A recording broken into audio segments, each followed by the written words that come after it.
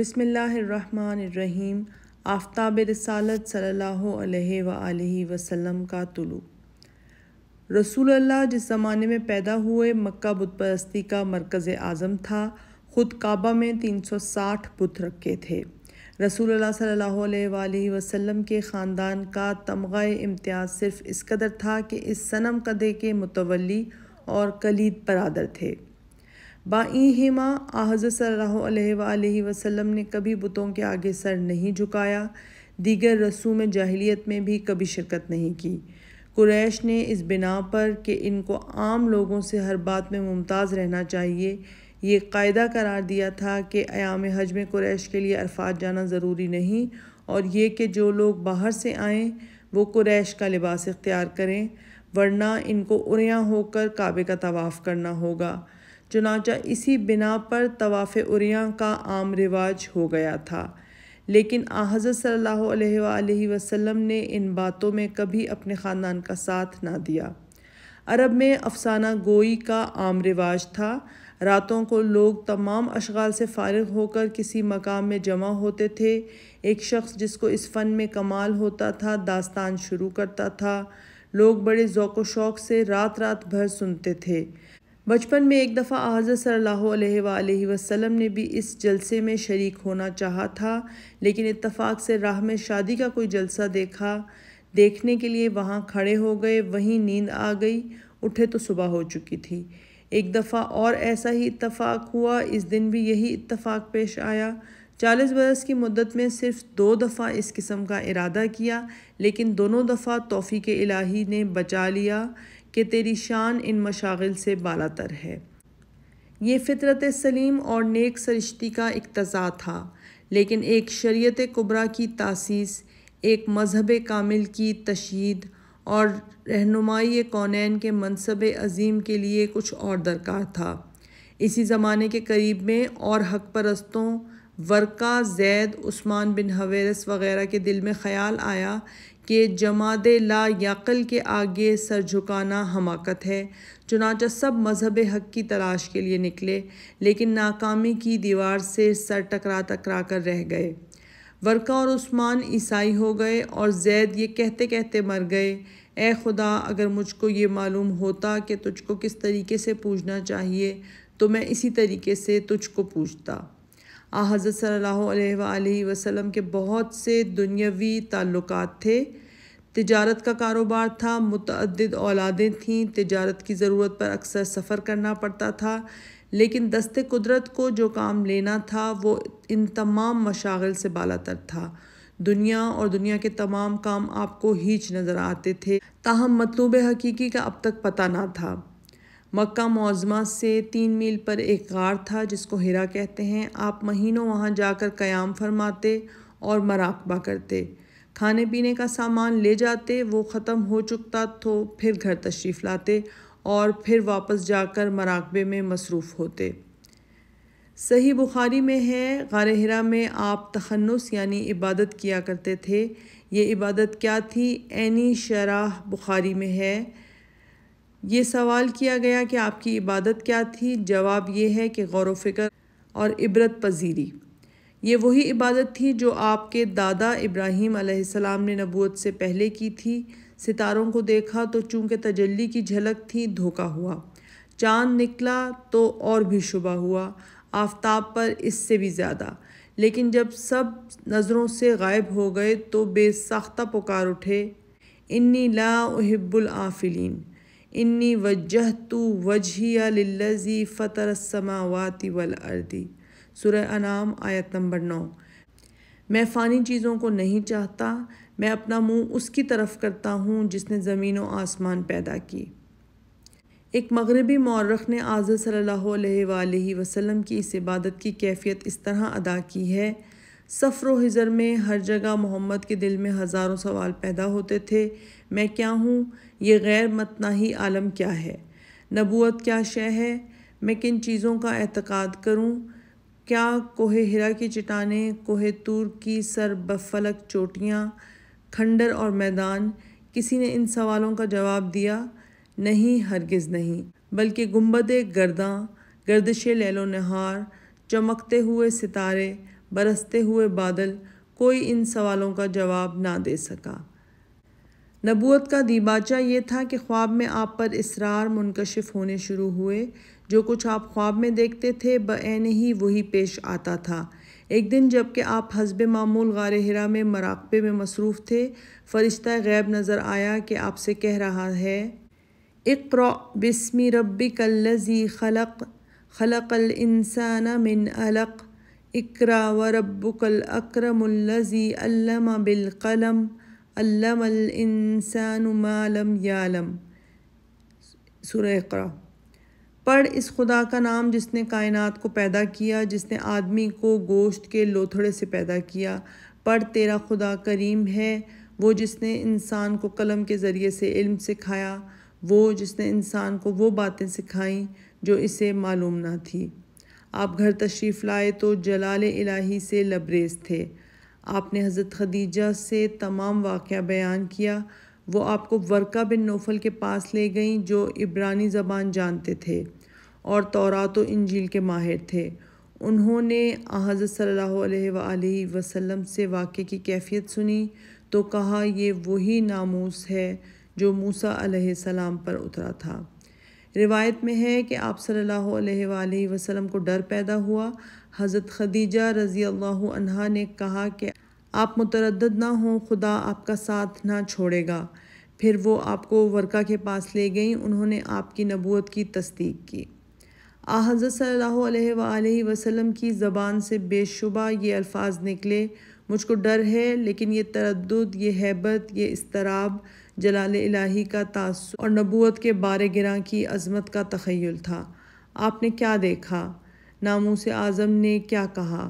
کیا کیا مشاہدات ہوئے؟ یہ وہ نازک باتیں ہیں جو الفاظ کا تحمل نہیں کر سکتیں۔ صحیح بخاری باب التعبیر میں ہے کہ چند روز تک جب وحی رک گئی تو حضرت صلی اللہ علیہ وآلہ وسلم پہاڑ کی چوٹی پر چڑھ جاتے تھے کہ اپنے آپ کو گرا دیں۔ دفعتاً حضرت جبرائیل علیہ السلام نظر آتے تھے اور کہتے تھے، اے محمد تم واقعی خدا کے پیغمبر ہو۔ اس سے آپ کو اس وقت تسکین ہو جاتی تھی، لیکن جب پھر وہی کچھ دن کے لیے رک جاتی تھی تو پھر آپ کسی پہاڑی کی چوٹی پر چڑھ کر اپنے آپ کو گرا دینا چاہتے تھے اور پھر حضرت جبرائیل علیہ السلام نمایاں ہو کر تسکین دیتے کہ آپ واقعی خدا کے پیغمبر ہیں۔ حافظ ابن حجر نے اس حدیث کے حصہ اول کی شرح میں معترضین کا یہ اعتراض نقل کیا ہے کہ ایک پیغمبر کو نبوت میں کیوں کا شک ہو سکتا ہے، اور ہو تو کسی عیسائی کے تسکین دینے سے کیا تسکین ہو سکتی ہے۔ پھر ایک مشہور محدث کا یہ جواب نقل کرتے ہیں کہ نبوت ایک امر عظیم ہے، اس کا تحمل دفعتاً نہیں ہو سکتا، اس لیے پہلے حضرت صلی اللہ علیہ وآلہ وسلم کو خواب کے ذریعے سے مانوس کیا گیا، پھر جب دفعتاً فرشتہ نظر آیا تو آپ اقتضائے بشریت سے خوفزدہ ہو گئے۔ حضرت خدیجہ رضی اللہ عنہا نے آپ کو تسکین دی، پھر جب ورقہ نے تصدیق کی تو آپ کو پورا یقین ہو گیا۔ محدث مذکور کے الفاظ یہ ہیں، جب آپ نے ورقہ کا کلام سنا تو آپ کو حق کا یقین آ گیا اور آپ نے اس کا اعتراف کیا۔ محدث مذکور اس کے بعد لکھتے ہیں کہ وہی بار بار اس لیے رک جاتی تھی کہ آپ رفتہ رفتہ اس کے برداشت کرنے کے قابل ہو جائیں، لیکن جبکہ ترمذی میں یہ حدیث موجود ہے کہ نبوت سے پہلے سفر شام میں بمقام بصرہ جس درخت کے نیچے آپ بیٹھے تھے اس کی تمام شاخیں آپ پر جھک آئیں، جس سے بحیرہ نے آپ کے نبی ہونے کا یقین کیا، جبکہ صحیح مسلم میں یہ حدیث ہے کہ حضرت صلی اللہ علیہ وآلہ وسلم فرماتے ہیں کہ میں اس پتھر کو پہچانتا ہوں جو نبوت سے پہلے مجھ کو سلام کیا کرتا تھا، جبکہ صحاح میں موجود ہے کہ نبوت سے پہلے فرشتوں نے آپ کا سینہ چاک کیا اور جسمانی آلائش نکال کر پھینک دی، تو خود ان روایتوں کے روایت کرنے والے کیوں کر یہ کہہ سکتے ہیں کہ فرشتے کا نظر آنا ایسا واقعہ تھا جس سے آپ اس قدر خوفزدہ ہو جاتے تھے کہ ایک دفعہ تسکین ہو کر پھر بار بار اضطراب ہوتا تھا اور آپ اپنے آپ کو پہاڑ سے گرا دینے کا ارادہ کرتے تھے اور بار بار حضرت جبرائیل علیہ السلام کو اطمینان دلانے کی ضرورت ہوتی تھی؟ کیا اور کسی پیغمبر کو بھی ابتدائے وحی میں کبھی شک ہوا تھا؟ حضرت موسیٰ علیہ السلام نے درخت سے آواز سنی کہ میں خدا ہوں، تو کیا ان کو کوئی شبہ پیدا ہوا؟ حافظ ابن حجر وغیرہ کی پیروی کرنے کی ہم کو ضرورت نہیں، ہم کو پہلے یہ دیکھنا چاہیے کہ خود اصل روایت بس سند مرفوع متصل ہے یا نہیں۔ یہ روایت امام زہری کے بلاغات میں سے ہے، یعنی سند کا سلسلہ زہری تک ختم ہو جاتا ہے اور آگے نہیں بڑھتا۔ چنانچہ خود شارحین بخاری نے تصریح کر دی ہے۔ یہ ظاہر ہے کہ ایسے عظیم الشان واقعے کے لیے سند مقطوع کافی نہیں۔ حضرت صلی اللہ علیہ وآلہ وسلم نے جب فرض نبوت ادا کرنا چاہا تو سخت مشکلیں پیش نظر تھیں۔ اگر آپ کا فرض اسی قدر ہوتا کہ مسیح علیہ السلام کی طرح صرف تبلیغ دعوت پر اکتفا فرمائیں، یا حضرت کلیم علیہ السلام کی طرح اپنی قوم کو لے کر مصر سے نکل جائیں تو مشکل نہ تھی، لیکن خاتم الانبیاء صلی اللہ علیہ وآلہ وسلم کا کام خود سلامت رہ کر عرب، اور نہ صرف عرب بلکہ تمام عالم کو فروغ اسلام سے منور کر دینا تھا۔ اس لیے نہایت تدبیر اور تدریج سے کام لینا پڑا۔ سب سے پہلا مرحلہ یہ تھا کہ یہ پرخطر راز پہلے کس کے سامنے پیش کیا جائے۔ اس کے لیے صرف وہ لوگ انتخاب کیے جا سکتے تھے جو فیضیاب صحبت رہ چکے تھے، جن کو آپ کے اخلاق و عادات کی تمام حرکات و سکنات کا تجربہ ہو چکا تھا، جو پچھلے تجربوں کی بنا پر آپ صلی اللہ علیہ وآلہ وسلم کے صدق دعویٰ کا قطعی فیصلہ کر سکتے تھے۔ یہ لوگ حضرت خدیجہ رضی اللہ عنہا آپ صلی اللہ علیہ وآلہ وسلم کی حرم محترم تھیں، حضرت علی رضی اللہ عنہ تھے جو آپ کی آغوش تربیت میں پلے تھے، زید رضی اللہ عنہ تھے جو آپ کے آزاد کردہ غلام اور بندہ خاص تھے، حضرت ابو بکر رضی اللہ عنہ تھے جو برسوں سے فیضیاب خدمت تھے۔ سب سے پہلے آپ نے حضرت خدیجہ کو یہ پیغام سنایا، وہ سننے سے پہلے مومن تھیں، پھر اور بزرگوں کی باری آئی اور سب ہمتاً اعتقاد تھے۔ حضرت ابو بکر رضی اللہ عنہ دولت مند، ماہر انساب، صاحب الرائے اور فیاض تھے۔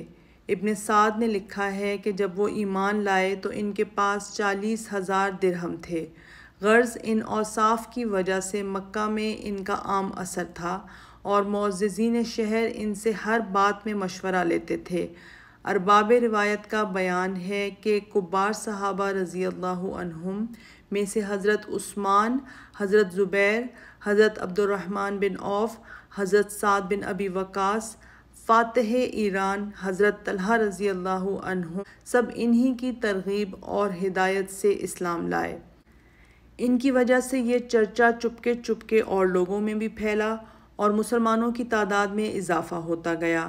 ان سابقین اولین میں عمار، خباب بن ارت، حضرت عثمان، عبد الرحمن بن عوف، حضرت سعد بن ابی وقاص، طلحہ، ارقم، سعید بن زید، عبداللہ بن مسعود، عثمان بن مدعون، عبیدہ اور صہیب رومی رضی اللہ عنہم زیادہ ممتاز ہیں۔ لیکن جو کچھ ہوا پوشیدہ طور پر ہوا۔ نہایت احتیاط کی جاتی تھی کہ محرمان خاص کے سوا کسی کو خبر نہ ہونے پائے۔ جب نماز کا وقت آتا تو حضرت صلی اللہ علیہ وآلہ وسلم کسی پہاڑ کی گھاٹی میں چلے جاتے اور وہاں نماز ادا کرتے۔ ابن الاسیر کا بیان ہے کہ چاشت کی نماز آپ حرم ہی میں ادا کرتے تھے، کیونکہ یہ نماز قریش کے مذہب میں بھی جائز تھی۔ ایک دفعہ آپ صلی اللہ علیہ وآلہ وسلم حضرت علی رضی اللہ عنہ کے ساتھ کسی درہ میں نماز پڑھ رہے تھے۔ اتفاق سے آپ کے چچا ابو طالب آ نکلے۔ ان کو اس جدید طریقہ عبادت پر تعجب ہوا، کھڑے ہو گئے اور بغور دیکھتے رہے۔ نماز کے بعد پوچھا، یہ کون سا دین ہے؟ آپ نے فرمایا، ہمارے دادا ابراہیم علیہ السلام کا یہی دین تھا۔ ابو طالب نے کہا، میں اس کو اختیار تو نہیں کر سکتا، لیکن تم کو اجازت ہے اور کوئی شخص تمہارا مزاحم نہ ہو سکے گا۔ یہ تاریخ اسلام کا ایک بڑا اہم مسئلہ ہے کہ اسلام کیوں کر پھیلا۔ مخالفین نے اس کا ذریعہ تلوار بتایا ہے۔ اس مسئلے پر مفصل بحث کتاب کے دوسرے حصوں میں آئے گی، لیکن ایک خاص پہلو پر یہی نگاہ ڈال لینی چاہیے، یعنی یہ کہ اوائل اسلام میں جبکہ اسلام لانا جان و مال سے ہاتھ دھونا تھا، کون لوگ اور کس قسم کے لوگ ایمان لائے۔ اس زمانے میں جو لوگ اسلام لائے ان میں چند خصائص مشترک تھے، اسی قسم کے لیکن بالعکس مشترک خصائص ان لوگوں میں بھی پائے جاتے تھے جنہوں نے شدت سے مخالفت کی، چنانچہ تفصیل آگے آتی ہے۔ نمبر 1، اکثر وہ لوگ اسلام لائے جو پہلے سے تلاش حق میں سرگرداں اور فطرتاً نیک طبع اور پاکیزہ اخلاق تھے۔ مثلاً حضرت ابوبکر رضی اللہ عنہ جاہلیت میں بھی عفیف، پارسا اور صدق و دیانت میں مشہور تھے۔ عثمان بن مظعون صوفی مزاج تھے اور اسلام سے پہلے شراب چھوڑ چکے تھے۔ اسلام کے بعد چاہتے تھے کہ راہب بن جائیں، لیکن آپ صلی اللہ علیہ وآلہ وسلم نے روکا۔ صہیب عبداللہ بن جدعان کے تربیت یافتہ تھے جو اسلام سے پہلے تارک شراب ہو کر وفات پا چکے تھے۔ حضرت ابو ذر جن کا اسلام لانے والوں میں چھٹا یا ساتواں نمبر تھا، ان کے اسلام لانے کا واقعہ یہ ہے کہ وہ پہلے سے بت پرستی چھوڑ چکے تھے اور غیر متعین طریقے سے جس طرح ان کے ذہن میں آتا تھا خدا کا نام لیتے تھے اور نماز پڑھتے تھے۔ جب آپ صلی اللہ علیہ وآلہ وسلم کا حال سنا تو اپنے بھائی کو بھیجا کہ صحیح خبر لائیں۔ وہ مکہ آئے اور آپ صلی اللہ علیہ وآلہ وسلم کی خدمت میں حاضر ہو کر قرآن مجید کی صورتیں سنی۔ واپس جا کے ابو ذر سے کہا کہ میں نے ایک شخص کو دیکھا جس کو لوگ مرتد کہتے ہیں، وہ مکارم اخلاق سکھاتا ہے اور جو کلام سناتا ہے وہ شعر نہیں کوئی اور چیز ہے، تمہارا طریقہ اس سے بہت ملتا جلتا ہے۔ ابو ذر رضی اللہ عنہ کو تسکین نہیں ہوئی اور خود مکہ آئے، زبان مبارک سے آپ صلی اللہ علیہ وآلہ وسلم کا کلام سنا اور اسلام قبول کیا۔ وہ تمام عمر دنیاوی تعلقات سے الگ رہے۔ ان کا عقیدہ تھا کہ جو شخص زر و مال جمع کرتا ہے وہ مسلمان نہیں۔ چنانچہ اس بنا پر حضرت عثمان رضی اللہ عنہ نے اپنے زمانے میں ان کو مدینہ سے دور بھیج دیا تھا۔ نمبر 2، بعض صحابہ رضی اللہ عنہم ایسے تھے جو احناف کے تربیت یافتہ تھے، یعنی وہ لوگ جو زمانہ اسلام سے پہلے بت پرستی ترک کر چکے تھے اور اپنے آپ کو حضرت ابراہیم علیہ السلام کا پیرو کہتے تھے، لیکن اس اجمالی اعتقاد کے سوا اور کچھ نہیں جانتے تھے اور اس لیے تلاش حق میں سرگرداں تھے۔ انہی میں زید بھی تھے جن کا ذکر اوپر گزر چکا ہے۔ انہوں نے حضرت صلی اللہ علیہ وآلہ وسلم کی بعثت سے 5 برس پہلے وفات پائی، لیکن ان کے صاحبزادے سعید موجود تھے۔ وہ باپ کے ارشادات سن چکے تھے۔ آپ صلی اللہ علیہ وآلہ وسلم سے ملے تو ان کو وہ رہنما ہاتھ آ گیا جس کی جستجو میں ان کے باپ دنیا سے چلے گئے اور وہ اب تک سرگشتہ تھے۔ نمبر 3، یہ امر سب میں مشترک تھا کہ یہ لوگ قریش کے مناصب اعظم میں سے کوئی منصب نہیں رکھتے تھے، بلکہ اکثر ایسے تھے، مثلاً عمار، خباب، ابو فقیہ، صہیب رضی اللہ عنہم وغیرہ، جن کو دولت و جاہ کے دربار میں جگہ بھی نہیں مل سکتی تھی۔ چنانچہ حضرت صلی اللہ علیہ وآلہ وسلم ان لوگوں کو لے کر حرم میں جاتے تو رؤسائے قریش ہنس کر کہتے، اَہَؤُلَاءِ مَنَّ اللَّهُ عَلَيْهِم مِّن بَيْنِنَا۔ سورہ انعام۔ یہ وہی لوگ ہیں جن پر خدا نے ہم لوگوں کو چھوڑ کر احسان کیا ہے۔ کفار کے نزدیک ان کا افلاس ان کی تحقیر کا سبب تھا، لیکن یہی چیز تھی جس کی وجہ سے ایمان کی دولت سب سے پہلے ان کے ہاتھ آ سکتی تھی۔ دولت و مال ان کے دلوں کو سیاہ نہیں کر چکا تھا، فخر و غرور ان کو انقیاد حق سے روک نہیں سکتا تھا۔ ان کو یہ ڈر نہ تھا کہ اگر بت پرستی چھوڑ دیں گے تو کعبے کا کوئی منصب عظیم ہاتھ سے جاتا رہے گا۔ غرض ان کے دل ہر قسم کے زنگ سے پاک تھے اور حق کی شعائیں ان پر دفعتاً پرتو افغن ہو سکتی تھیں۔ یہی سبب ہے کہ انبیاء علیہ السلام کے ابتدائی پیروکار ہمیشہ نادار اور مفلس لوگ ہوتے ہیں۔ عیسائیت کے ارکان اولین ماہی گیر تھے۔ حضرت نوح علیہ السلام کے مقربین خاص کی نسبت کفار کو اعلانیہ کہنا پڑا، وَمَا نَرَاكَ اتَّبَعَكَ إِلَّا الَّذِينَ هُمْ أَرَاذِلُنَا بَادِيَ الرَّأْيِ وَمَا نَرَىٰ لَكُمْ عَلَيْنَا مِنْ فَضْلٍ بَلْ نَظُنُّكُمْ كَاذِبِينَ۔ سورہ ہود۔ ہم تو بظاہر یہ دیکھتے ہیں کہ تیری پیروی انہی لوگوں نے کی جو رذیل ہیں، اور ہم تو تم میں کوئی برتری نہیں پاتے، بلکہ ہمارا تو یہ خیال ہے کہ تم سب جھوٹے ہو۔ یہ سابقین اسلام جس قسم کا راسخ ایمان لائے تھے، اس کی تفصیل آگے آتی ہے، جس سے ظاہر ہوگا کہ قریش کی سخت خون خواریاں، جور و ظلم کے شدائد، مال و دولت کی انتہائی ترغیبیں، کوئی چیز ان کو متزلزل نہ کر سکی، اور آخر انہی کمزور ہاتھوں نے کیسر و کسریٰ کا تخت الٹ دیا۔ 3 برس تک آپ صلی اللہ علیہ وآلہ وسلم نے نہایت رازداری کے ساتھ فرض تبلیغ ادا کیا، لیکن اب آفتاب رسالت بلند ہو چکا تھا۔ صاف حکم آیا، فَاسْتَوُوا بِمَا تُؤْمَرُ، سورہ حجر آیت نمبر 6، اور تجھ کو جو حکم دیا گیا ہے وہ واشگاف کہہ دے۔ اور نیز حکم آیا، وَأَنذِرْ عَشِيرَتَكَ الْأَقْرَبِينَ، سورہ شعراء آیت نمبر 11، اور اپنے نزدیک کے خاندان والوں کو خدا سے ڈرا۔ آپ صلی اللہ علیہ وآلہ وسلم نے کوہ صفا پر چڑھ کر پکارا، یا معشر القریش۔ لوگ جمع ہوئے تو آپ نے فرمایا کہ اگر میں تم سے یہ کہوں کہ پہاڑ کے عقب سے ایک لشکر آ رہا ہے تو تم کو یقین آئے گا؟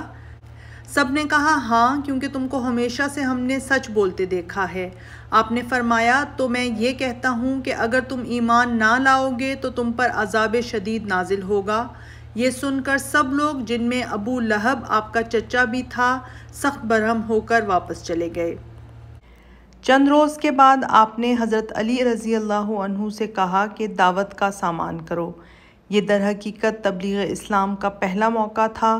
تمام خاندان عبد المطلب مدعو کیا گیا۔ حمزہ، ابو طالب، عباس سب شریک تھے۔ آپ صلی اللہ علیہ وآلہ وسلم نے کھانے کے بعد کھڑے ہو کر فرمایا، میں وہ چیز لے کر آیا ہوں جو دین اور دنیا دونوں کی کفیل ہے۔ اس بار گراں کو اٹھانے میں کون میرا ساتھ دے گا؟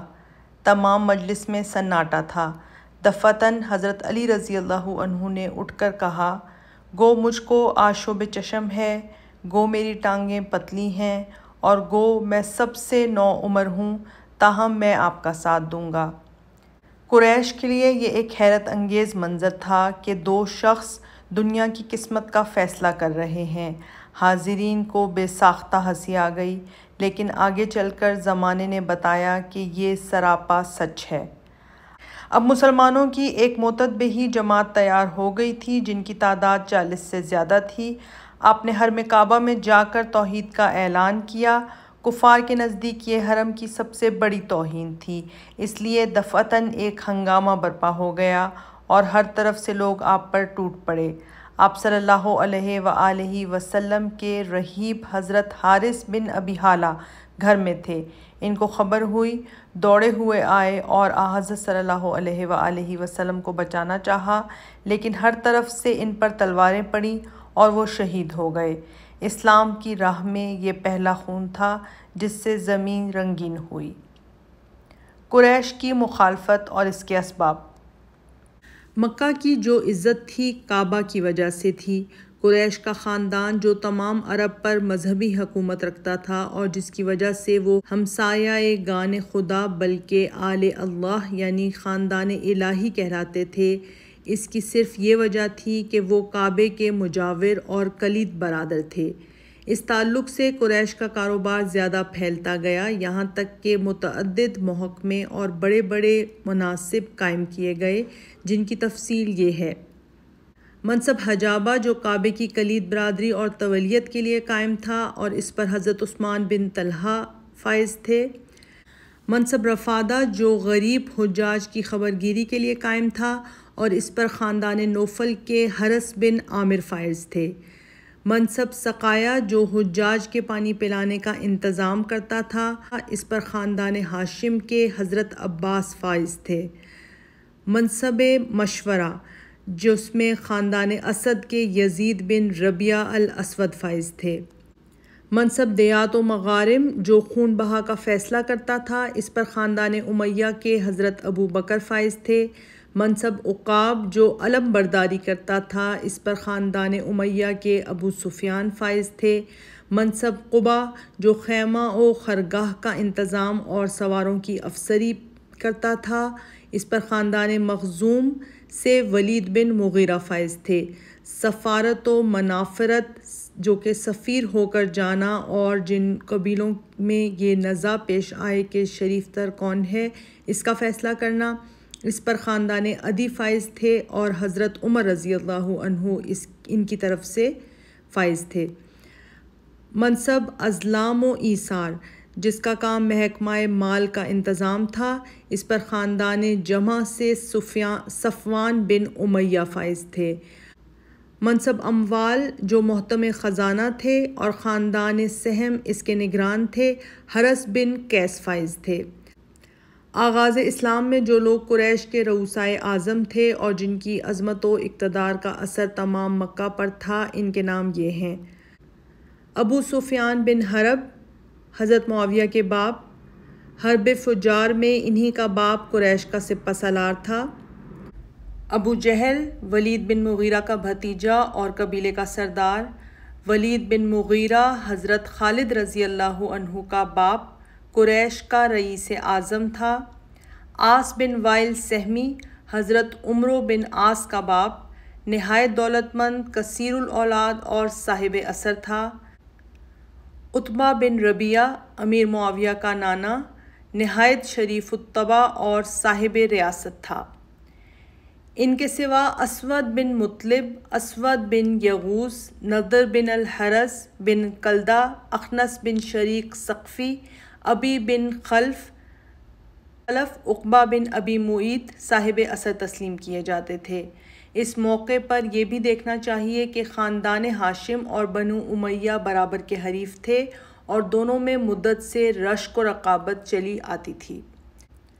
پہلا سبب ناتربیت یافتہ اور تندخو قوموں کا خاصہ ہے کہ کوئی تحریک جو ان کے آبائی رسم و عقائد کے خلاف ہو ان کو سخت برہم کر دیتی ہے۔ ان کے ساتھ ان کی مخالفت محض زبانی مخالفت نہیں ہوتی اور ان کی تشنگی انتقام کو خون کے سوا کوئی چیز بھجا نہیں سکتی۔ آج ہندوستان اس قدر مہذب ہو گیا ہے، لیکن اب بھی کسی عام مسئلہ مذہبی کی مخالفت کی جائے تو ایک حشر برپا ہو جاتا ہے، اور حکومت موجودہ اگر منتظم اور صاحب جبروت نہ ہوتی تو اس زمین پر بارہا خون کا بادل برس چکا تھا۔ عرب ایک مدت سے بت پرستی میں مبتلا تھا۔ خلیل بت شکن کی یادگار یعنی کعبہ 360 معبودوں سے مزین تھی، جن میں حبل خدائے اعظم تھا۔ یہی بت ہر قسم کے خیر و شر کے مالک تھے، پانی برساتے تھے، اولادیں دیتے تھے، معرکہ ہائے جنگ میں فتحیں دلاتے تھے۔ خدا یا تو سرے سے نہ تھا یا تھا تو وجود معطل تھا۔ دوسرا سبب اسلام کا اصل فرض اس طلسم کو دفعتاً برباد کر دینا تھا، لیکن اس کے ساتھ قریش کی عظمت و اقتدار اور عالمگیر اثر کا خاتمہ تھا۔ اس لیے قریش نے شدت سے مخالفت کی اور ان میں جن لوگوں کو جس قدر زیادہ نقصان پہنچنے کا اندیشہ تھا، اسی قدر مخالفت میں زیادہ سرگرم تھے۔ قریش کا رئیس اعظم حرب بن امیہ تھا، چنانچہ حرب فجار میں وہی سپہ سالار اعظم تھا، لیکن حرب کے مرنے کے بعد اس کا بیٹا ابو سفیان اس منصب عظیم کے حاصل کرنے کی قابلیت نہیں رکھتا تھا۔ اس لیے ولید بن مغیرہ نے اپنی لیاقت اور اثر سے ریاست حاصل کی۔ ابو جہل ان کا بھتیجا تھا اور وہ بھی قریش میں امتیاز رکھتا تھا۔ ابو سفیان گو اپنے باپ کا منصب نہ حاصل کر سکا، لیکن ابو امیہ کے خاندان کا سردار وہی تھا۔ خاندان ہاشم میں سب سے زیادہ کبیر السن ابو لہب تھا، جو رسول اللہ صلی اللہ علیہ وآلہ وسلم کا حقیقی چچا تھا۔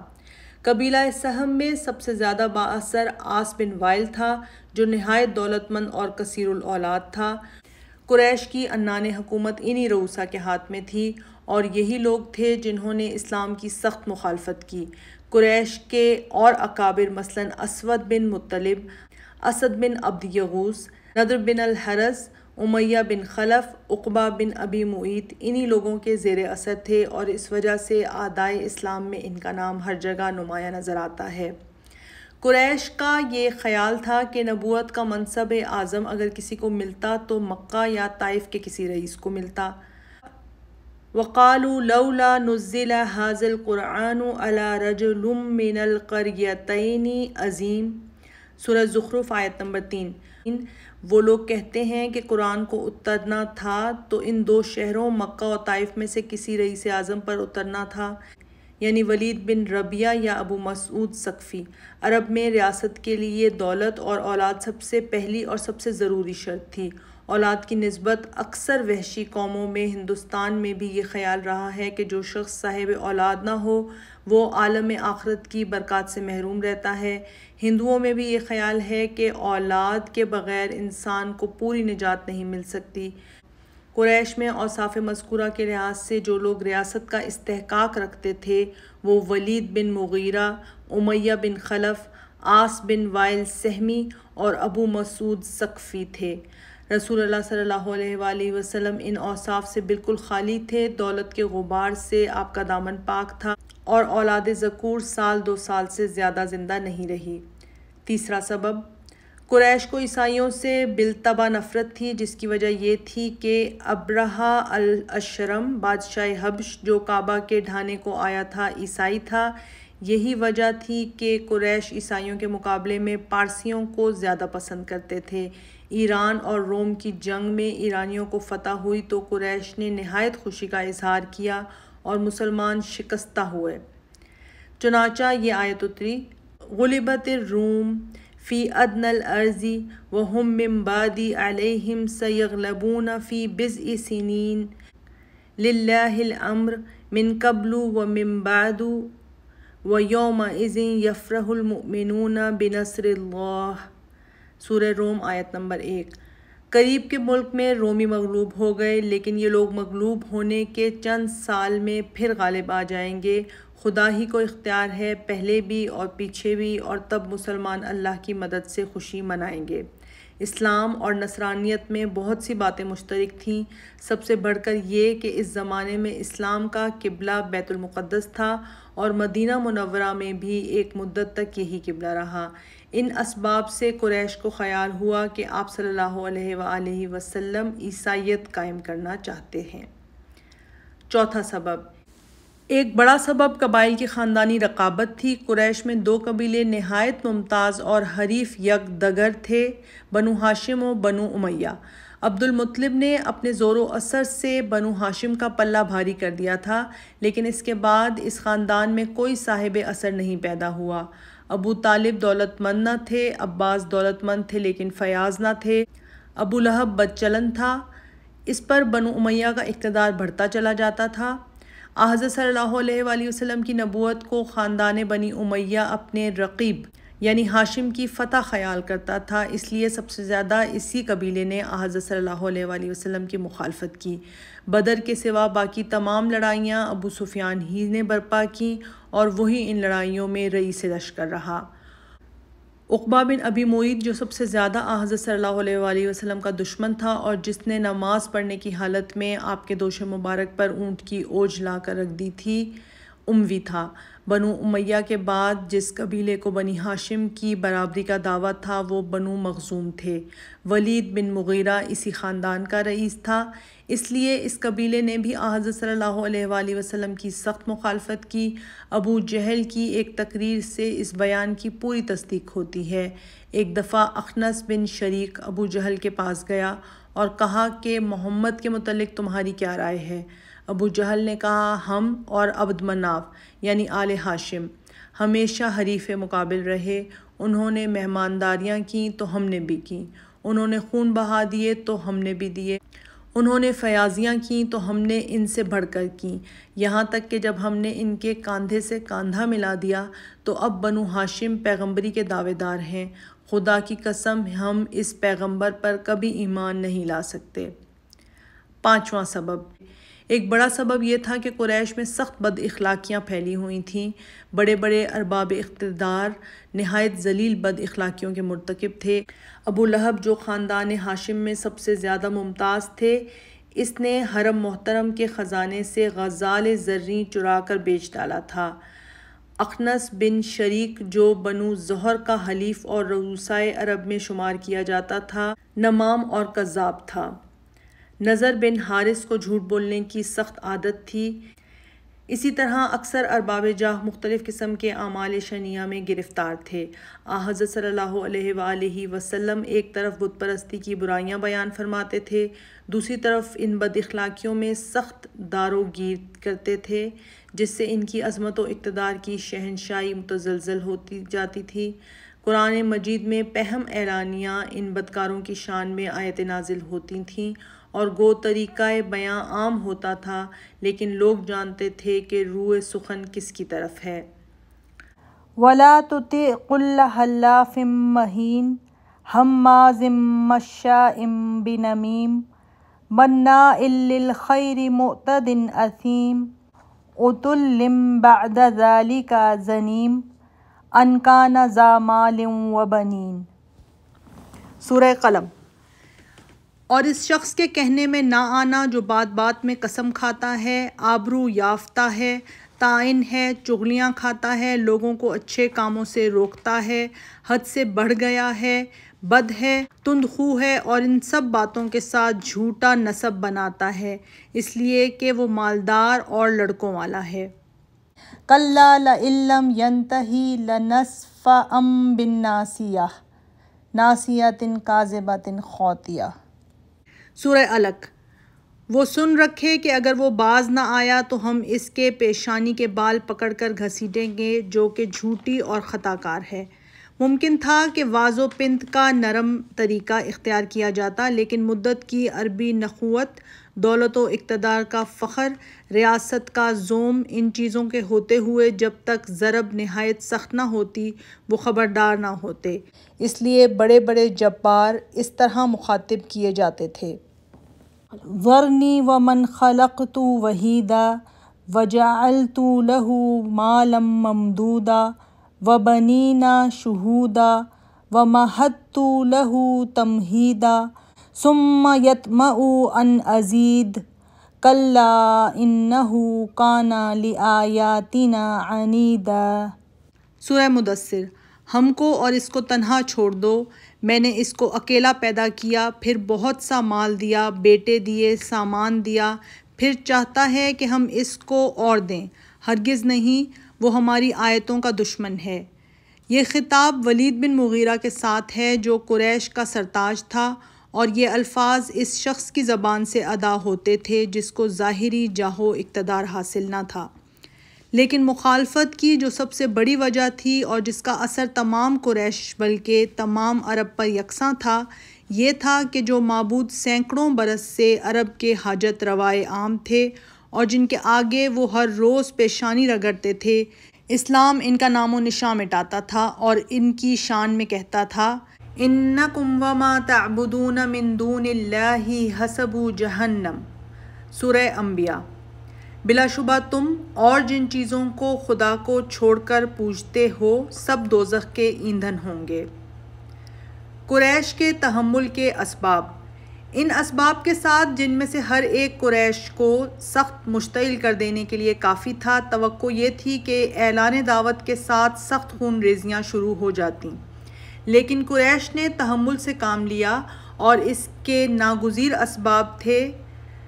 قریش خانہ جنگیوں میں تباہ ہو چکے تھے اور حرب فجار کے بعد اس قدر عاجز ہو گئے تھے کہ لڑائی کے نام سے ڈرتے تھے۔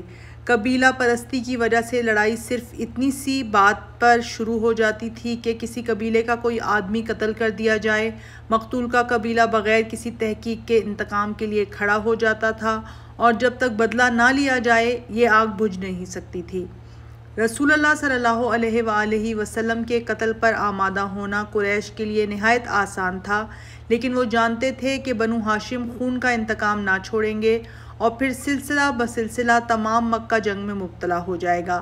بہت سے لوگ اسلام لا چکے تھے اور قریباً کوئی قبیلہ ایسا باقی نہ تھا جس میں ایک شخص اسلام نہ لا چکے ہوں، اس لیے اسلام اگر جرم تھا تو صرف ایک شخص اس کا مجرم نہ تھا بلکہ سینکڑوں تھے اور سب کو استحصال کرنا ممکن نہ تھا۔ رؤسائے قریش میں متعدد ایسے تھے جو شرف النفس تھے، وہ بد نفسی کی وجہ سے نہیں بلکہ اپنے خیال میں نیک نیتی کی بنا پر مخالفت کرتے تھے، اس بنا پر وہ چاہتے تھے کہ معاملہ صلح و آتشی سے طے ہو جائے۔ غرض جب آپ صلی اللہ علیہ وآلہ وسلم نے اعلان دعوت کیا اور بت پرستی کی اعلانیہ مذمت شروع کی تو قریش کے چند معززوں نے ابو طالب سے آ کر شکایت کی۔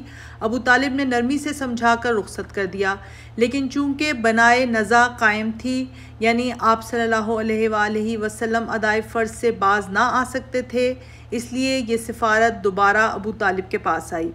اس میں تمام رؤسائے قریش یعنی عتبہ بن ربیعہ، شیبہ، ابو سفیان، عاص بن ہشام، ابو جہل، ولید بن مغیرہ، عاص بن وائل وغیرہ شریک تھے۔ ان لوگوں نے ابو طالب سے کہا کہ تمہارا بھتیجا ہمارے معبودوں کی توہین کرتا ہے، ہمارے آباء و اجداد کو گمراہ کہتا ہے، ہم کو احمق ٹھہراتا ہے، اس لیے یا تو تم بیچ میں سے ہٹ جاؤ یا تم بھی میدان میں آؤ کہ ہم دونوں میں سے ایک کا فیصلہ ہو جائے۔ ابو طالب نے کہا کہ اب حالت نازک ہو گئی ہے، قریش اب تحمل نہیں کر سکتے اور میں تنہا قریش کا مقابلہ نہیں کر سکتا۔ آپ صلی اللہ علیہ وآلہ وسلم سے مختصراً لفظوں میں کہا کہ جان میرے اوپر اتنا بار نہ ڈال کہ میں اٹھا نہ سکوں۔ رسول اللہ کی ظاہری پشت پناہ جو کچھ تھے ابو طالب تھے۔ آپ نے دیکھا کہ اب ان کے پایہ ثبات میں بھی لغزش آ رہی ہے۔ آپ نے آبدیدہ ہو کر فرمایا، خدا کی قسم اگر یہ لوگ میرے ایک ہاتھ میں سورج اور دوسرے میں چاند لا کر دے دیں تب بھی میں اپنے فرض سے باز نہ آؤں گا۔ خدا اس کام کو پورا کرے گا یا میں خود اس پر نثار ہو جاؤں گا۔ آپ کی پر اثر آواز نے ابو طالب کو سخت متاثر کیا۔ رسول اللہ سے کہا، جا، کوئی شخص تیرا بال بھی کا نہیں کر سکتا۔ آپ صلی اللہ علیہ وآلہ وسلم بدستور دعوت اسلام میں مصروف ہوئے۔ قریش اگرچہ آپ کے قتل کا ارادہ نہ کر سکے لیکن طرح طرح کی اذیتیں دیتے تھے، راہ میں کانٹے بچھاتے تھے، نماز پڑھنے میں جسم مبارک پر نجاست ڈال دیتے تھے، بدزبانیاں کرتے تھے۔ ایک دفعہ آپ حرم میں نماز پڑھ رہے تھے، عقبہ بن ابی معیط نے آپ کے گلے میں چادر لپیٹ کر اس زور سے کھینچی کہ آپ گھٹنوں کے بل گر پڑے۔ قریش متحیر تھے کہ آپ یہ سب سختیاں کیوں جھیلتے ہیں۔ انسانی دماغ ایسی سخت نفس کشی اور جاں بازی کا مقصد جاہ و دولت اور نام و نمود کی خواہش کے سوا اور کیا کر سکتا ہے؟ قریش نے بھی یہی خیال کیا۔ اس بنا پر عتبہ بن ربیعہ قریش کی طرف سے آپ کے پاس آئے اور کہا، محمد کیا چاہتے ہو؟ کیا مکہ کی ریاست؟ کیا کسی بڑے گھرانے میں شادی؟ کیا دولت کا ذخیرہ؟ ہم یہ سب کچھ مہیا کر سکتے ہیں اور اس پر بھی راضی ہیں کہ کل مکہ تمہارے زیر فرمان ہو جائے، لیکن ان باتوں سے باز آؤ۔ عتبہ کو اس درخواست کی کامیابی کا پورا یقین تھا، لیکن ان سب ترغیبات کے جواب میں آپ صلی اللہ علیہ وآلہ وسلم نے قرآن مجید کی چند آیتیں پڑھی۔ قُلْ إِنَّمَا أَنَا بَشَرٌ مِثْلُكُمْ يُوحَىٰ إِلَيَّ إِنَّمَا إِلَٰهُكُمْ إِلَٰهٌ وَاحِدٌ فَاسْتَقِیمُوا إِلَیْهِ وَاسْتَغْفِرُوهُ۔ سورہ حامیم سجدہ آیت نمبر 1۔ اے محمد کہہ دے کہ میں تمہارے جیسا آدمی ہوں، مجھ پر وحی آتی ہے کہ تمہارا خدا بس ایک خدا ہے، بس سیدھے اس کی طرف جاؤ اور اسی سے معافی مانگو۔ قُلْ أَإِنَّكُمْ لَتَكْفُرُونَ بِالَّذِي خَلَقَ الْأَرْضَ فِي يَوْمَيْنِ وَتَجْعَلُونَ لَهُ أَنْدَادًا وَذَلِكَ رَبُّ الْعَالَمِينَ۔ سورہ حامیم سجدہ آیت نمبر 2۔ اے محمد کہہ دے کہ کیا تم لوگ خدا کا انکار کرتے ہو جس نے 2 دن میں یہ زمین پیدا کی اور تم خدا کے شریک قرار دیتے ہو؟ یہی سارے جہاں کا پروردگار ہے۔ عتبہ واپس گیا تو وہ عتبہ نہ تھا۔ اس نے قریش سے جا کر کہہ دیا کہ محمد جو کلام پیش کرتے ہیں وہ شاعری نہیں، کوئی اور چیز ہے۔ میری رائے یہ ہے کہ تم ان کو ان کے حال پر چھوڑ دو، اگر وہ کامیاب ہو کر عرب پر غالب آ جائیں گے تو یہ تمہاری ہی عزت ہے، ورنہ عرب ان کو خود فنا کر دے گا۔ لیکن قریش نے یہ رائے نامنظور کی۔